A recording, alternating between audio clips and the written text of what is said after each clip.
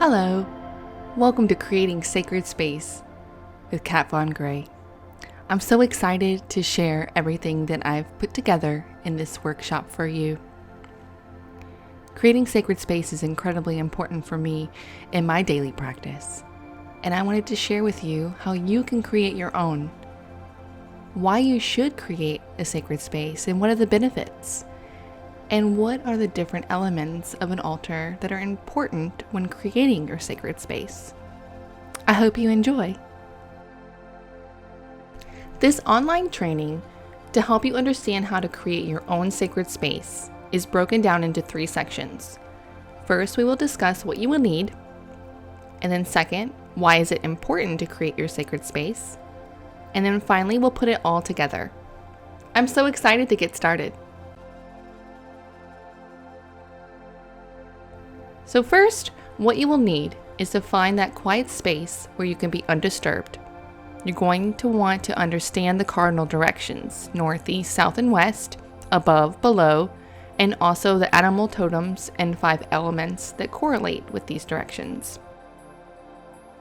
Grab some candles, a small table, altar cloth, and your divination tools. We'll go over those later.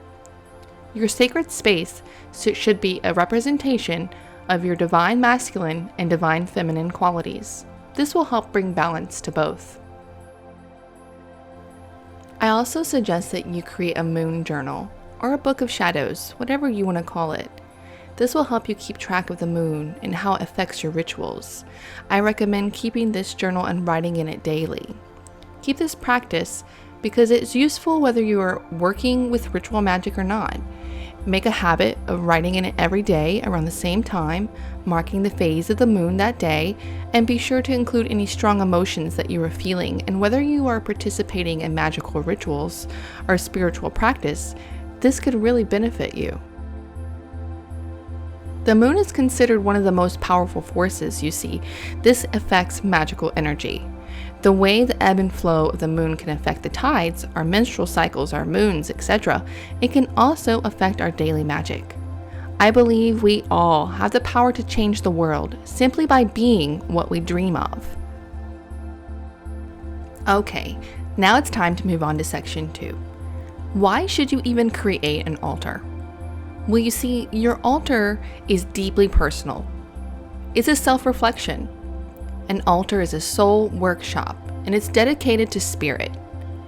A physical tool to help you manifest your desires so you can actually see it in front of you and look at all the components of your altar as your own reflection. This will help keep your focus on where you prefer to energetically be. And remember, your sacred space and altar is a reflection of the divine masculine and divine feminine qualities. Why is creating an altar so important? How can an altar benefit you? Should you even create an altar?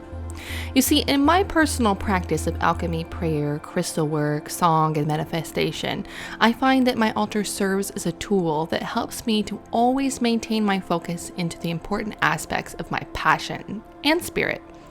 Having a special physical space set aside for me that is always available for various workings allows me to keep my focus where I prefer it to energetically be. I place long-term crystal grids. I have space to burn my sage and incense and copal resin, display images of my family. It's a space for me to sing and visualize and even more. An altar can be great if you're ready to create a physical representation to symbolize your core essence, thereby setting up a strong symbol of that frequency to help keep it anchored and enlivened within you.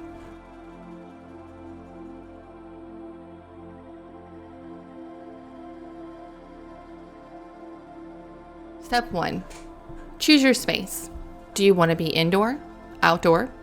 You will need a space that will remain uninterrupted, located somewhere that feels comfortable to you, probably with some degree of privacy if you wish, and where you'll be comfortable praying, singing, dancing, being naked, expressing yourself in whatever way is appropriate for you. Your altar can be anywhere. Some people have a natural altar outside, or take a portable altar into their garden, and this will give you a close connection to Mother Nature. However, if you don't have a garden or this is impractical to you, simply have an indoor altar. If your altar will be indoors, choose a room to have it in. Bring some plants in. Maybe you have it in your bedroom. This is a private room, and this is where you relax, so that would be a good spot too.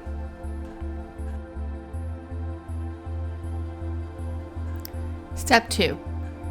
Consider the direction your altar should be in. My teacher taught me to face my altar facing the sun when it rises, and this direction is east. East-facing altars are common because east is where the sun rises, and it is traditionally the direction of churches and Masonic temples.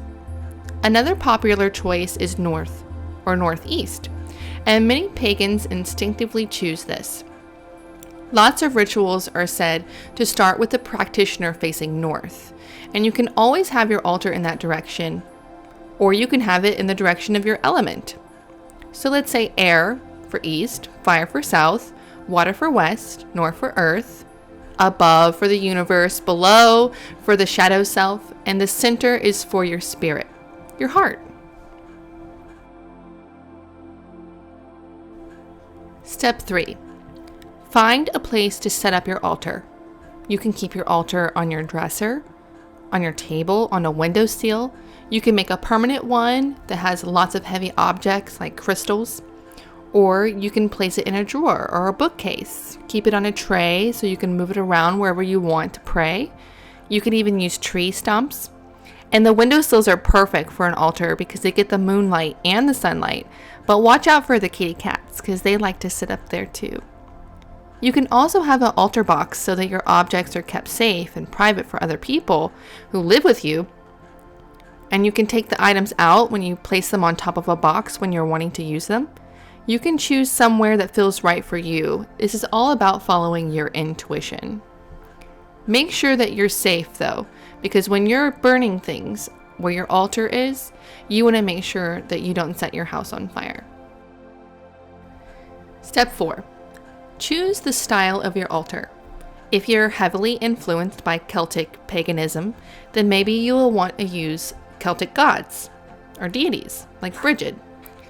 If you have Native American beliefs with your spiritual practice, then you may choose some of the symbolisms that correlate with Native American culture and place them on your altar. They tend to be much more natural, using things from the earth, bird feathers, bones, things like that. Consider your personal practice and how your altar reflects you and your life and your spirituality. And that's how you create your altar, the style that you want. It comes from your heart. Step 5. Decide on the items that you will use for your goddess. The goddess side represents the moon, divine feminine, the right brain, which is the left half of your body, is the unconscious self, and nighttime. Items used for the goddess can be anything from a semi-large candle with a color that you best think represents the goddess. I would choose silver, or maybe even red. Cold colors like blue, green, purple, and silver are often used. You're going to want to have a statue that represents the goddess. I chose Isis. This can be your goddess. She represents the moon. And you can also have statues of Greek goddesses. It depends on what goddess calls you the most. And you can also use totem animals of the goddess like a bunny rabbit, a cat, an owl, or even lunar animals. Something that may represent feminine elements, for example, water, bring a chalice or a bowl of water, seashells, or a cauldron, sea glass, or a mirror. You can even sprinkle flowers on your altar to represent the goddess. Just choose what's right for you.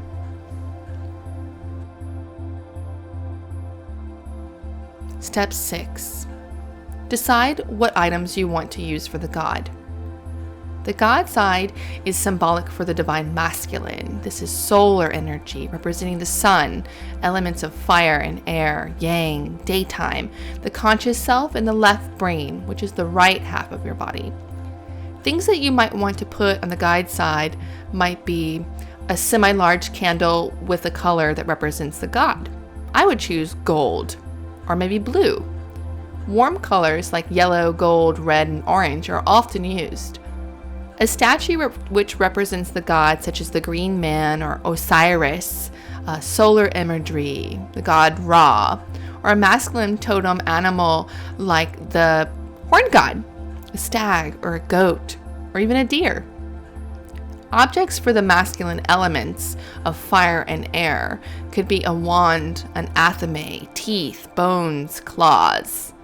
Whatever you're feeling drawn to, that's what you should use. Step 7.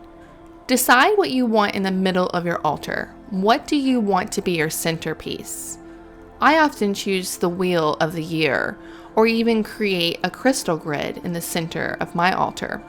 You could even put your matron deity that you work with most, or you can use the element of spirit, putting a white candle, violet, purple, or even rainbow.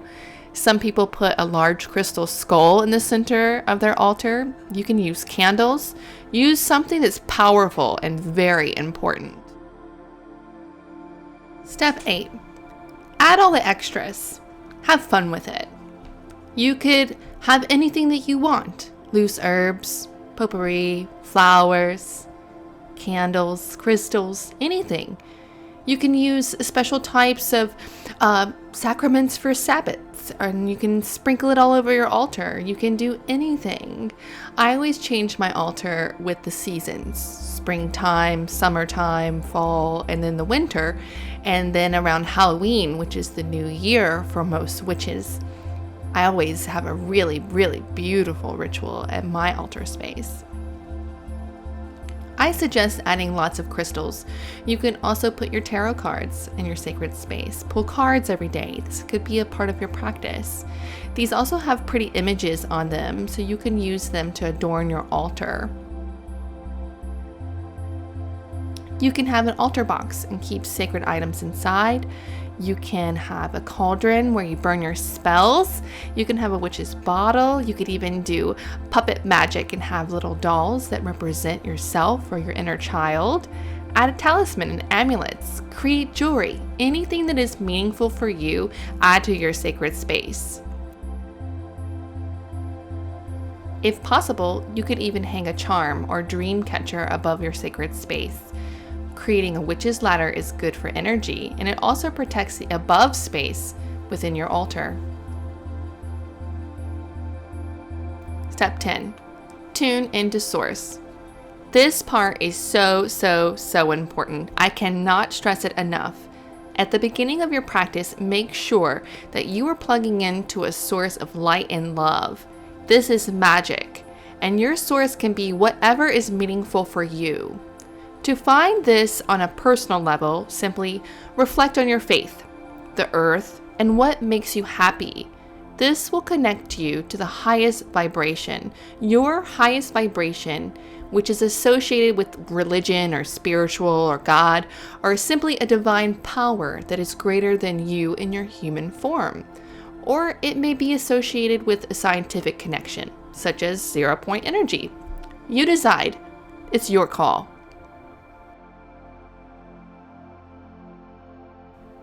Step 11. Create your practice.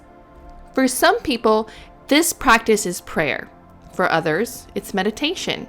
And for some, that may be a crystal ritual, creating grids, bringing out a mantra, breath work, whatever practice you need to get into the highest state possible in your sacred space. It's okay if you need to experiment around with things. This is a space of learning, expansion, and freedom.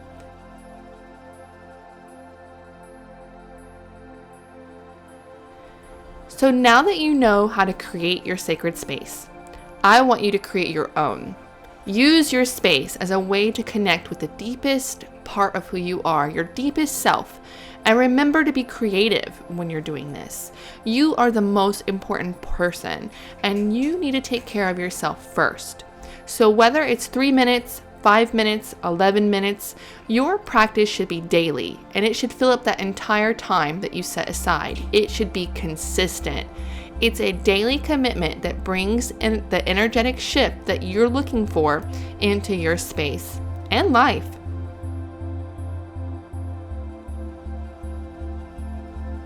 If you want to take this commitment to the next level, try your best to keep your sacred space time to the same time every single day. Personalize your sacred space and create a sanctuary that you never want to leave. Step 12. Follow your intuition. In conclusion, the only important rule here is to follow your intuition, to follow your guts. I have seen a wide variety of altars throughout my lifetime, from the most complex altars that are permanently physical fixtured in a temple space or in a home, to the simple and most transient altars that are in a simple tin can box with a few leaves and some rocks and some wood for a momentary dedication to spirit. Your altar can take many forms, and it will take many forms because it is an expression of spirit. It is unlimited potential. So follow what feels right to you and allow it to flow. Enjoy working with your sacred space with whatever feels right to you. And I look forward to your responses. Please comment, email me, send me videos of your sacred space. I look forward to hearing how this workshop has benefited you. Thank you so much for joining me. Check me out on the web at katvongray.com. You can join our group online at walkingthebeautyway.us. Thank you for joining. Blessed be.